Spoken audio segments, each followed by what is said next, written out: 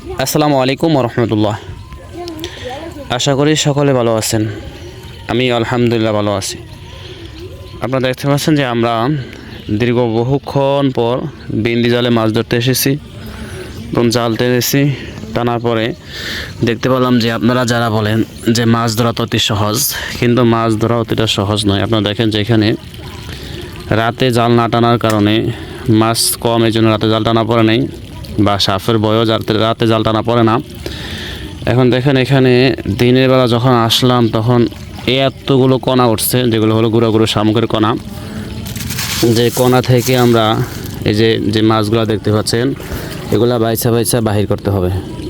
এই সমস্ত মাছ, গুঁড়ো গুঁড়ো মাছ, সমস্ত মাছগুলো আমরা বাইছা একত্রিত করতে হবে। বাছার পরে সময় হওয়ার পরে আমরা খাওয়ার উপযোগী করতে পারবো। যে এই কণাগুলো উপরে তুলতে যে কী পরিমাণ কষ্ট হয়েছে এটা আমি জানি। যে কোনো কাজই সহজ নয়, সহজ কোনো কাজ ভাবলেই তাতে সফলতা আনা যায় না। এই সমস্ত কাজগুলো এটি কঠিন একটি কাজ। যে কাজগুলো আমরা দেখতে পাচ্ছি যে আমরা মনে করি অতি সহজে কাউকে মাছের কথা বলে দিব, সে মাছ নিয়ে আসবে, বা আমরা বলি যে আমার জন্য মাছ রাখো, কিন্তু মাছ ধরাটা অত্যন্ত কঠিন।